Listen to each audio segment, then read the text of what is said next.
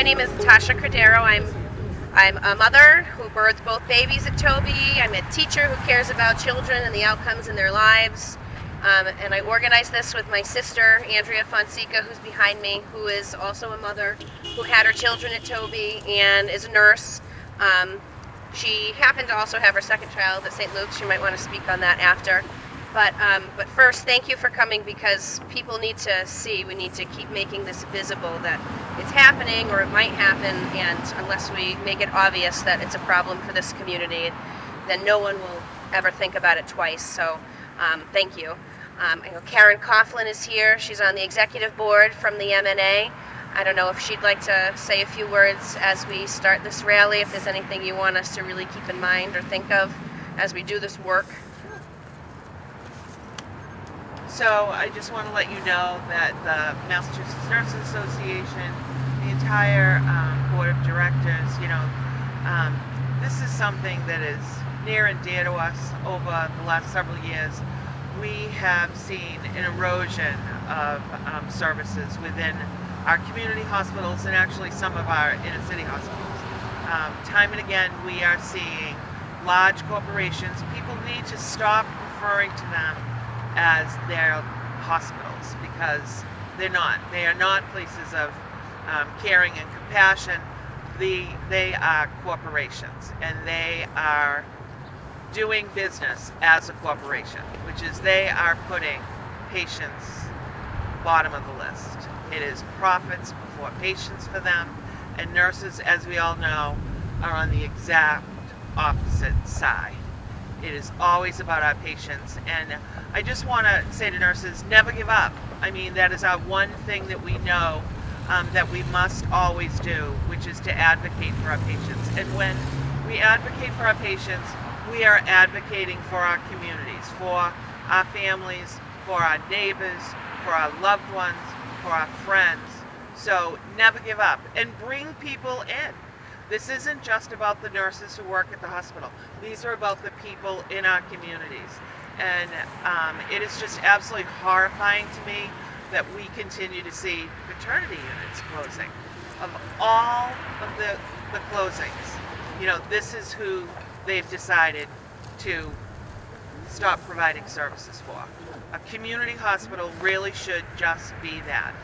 They serve the needs of the community from cradle to grave. That's what community hospitals should be about, and I think we just need to keep on fighting for that and bringing it to the attention of the public.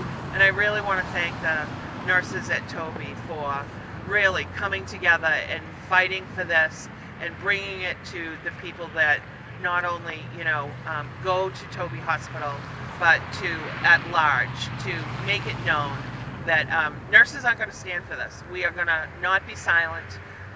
Not that we ever really were, but we're going to continue to fight. And thank you so much for gathering this, putting this together, because it really is something that we all do need to stand up for. If we don't stand up, if we're silent, that means we're complicit. And as nurses and advocates for our patients, we will never be complicit. I'm so glad you brought up that they do function like corporations, because money is behind a decision like this. It always is. And that was behind the decision in Taunton, which many of us know had ripple effects through that community. I know my sister, who helped organize this event, just came upon some data the other day when we were trying to understand, why does the hospital put so much behind the closing of small community centers like this, and the belief that just expanding bigger ones is better. So she kind of researched the money a little bit. Do you want to share with everybody what you discovered? Hello, my name's Andrea Fonseca. This is my sister, as she said. Just to give you a little background about myself, I am a nurse. I actually work at Brigham and Women's. I live in New Bedford, so born and raised in this area. We have good ties to Wareham, familial ties. I had my first daughter at Toby. I would have had my second daughter there, except I did have a successful VBAC, but I was forced to have that VBAC at St. Luke's. But what are you going to do? I fought tooth and nail, and that's why we're here, because we're going to keep fighting no matter what.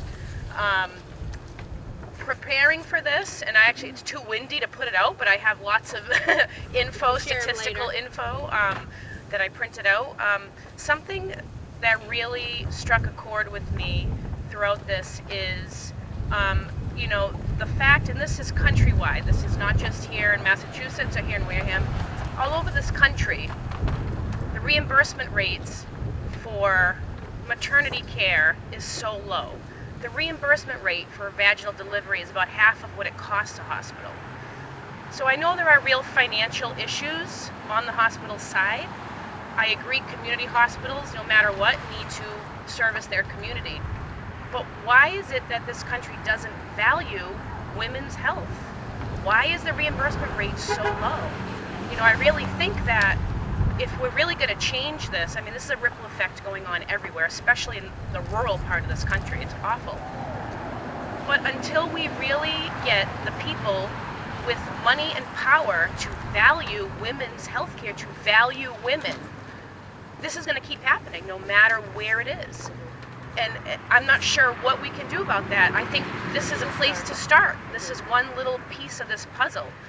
But this is a huge puzzle.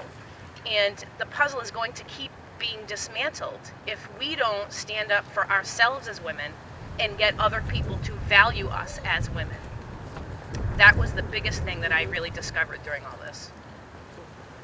And I will note again, Keith Hovind, our CEO of South Coast, still brings home, well, this year was 2.7. Woohoo! 2.7 million. And so, if hospitals are supposed to provide care, or are legally, stated as nonprofits, how do you make that much money working for a network that's not large, that's vested in this community? That is not right. And so I'm going to encourage everybody later. I brought papers for us to write to Keith Hovind, why we think Toby should be saved, why he needs to be a true leader, a true supporter like he was for his wife when she delivered at Toby, and he should be trying to promote the continued, improvement of the care that you can get at St. Luke's in an effort to make it like Toby instead of get rid of Toby. I think I'd like to deliver those to him later. If we all fill them out, I'll go right to his office in Fairhaven. I have that address, and I'm willing to do that. We need to make him a little uncomfortable, because I think it's uncomfortable for us to think of the effects this is going to have. I'm assuming you're here because you want to have your baby at Toby, and you may have already had one, and that's uncomfortable to have to decide with your family, what do I do now? Where do I go so that I don't feel like I've given up something that I deserve or that I want for my children. And that's the choice that women are now going to be forced with, and that's unfair. And so I think we need to make him feel a little bit of that discomfort. And so, yes. I just wanted to make a point to that. I think all of us, at the hearing, we talked a lot about choice, and a lot of women do have choices. A lot of women don't have choices. There are a lot of women that live in this community that go to Triad because it's the only OB practice, that go to Toby because it's the only hospital here. So we also need to be the voice for the women who really don't have a choice. And so when the choice, or not even the choice, when their only option is taken away, what do? They are really stuck in a place where they don't have any choice. They don't have a choice. The choice has been made for them. And I think that also is a huge disservice to our community. And our children. That has ripple effects. So Lisa, I don't know if you wanted to speak at all. Lisa really helped us. We're kind of new to organizing something like this, so Lisa really helped us do so. I don't know if you want to also speak on what we'll do next as a group with our signs or visibly. So I really encourage folks to fill out the letters to the CEO of South Coast, as well as we have some online petitions. We're expecting the DPH's decision as to whether or not Toby maternity is an essential service within the next couple of days. And as soon as we get that, again, we expect it's going to come out that it's an essential service, but once it comes out, we'll definitely be sharing that with the community. And we're also working on planning a candlelight vigil. So any ideas that you have, really where it comes down to is, as you know, the DPH could make the decision that it's an essential service. There's no teeth in the regulations to force South Coast to keep it open. So really the pressure is on South Coast to keep it open, and we definitely need this in this area. Toby is a shining star when it comes to all of the outcomes all of the outcomes. And given what happened in Taunton's Morton Hospital and the impact and the ripple effects that's happening within that community, we just cannot afford to have any maternity unit closed, let alone a shining star like Toby. So keep up the great work. I mean, I'm so proud of the patients, I'm so proud of the moms and the nurses for really standing up for their community. All right, we brought coffee, so if you want to get coffee, stand on the sidewalk with us and make sure the people that drive by see our message, and then they can talk about it. We'll keep this moving forward. So thank you, everybody, for coming. Thank you. Thank you guys for doing this.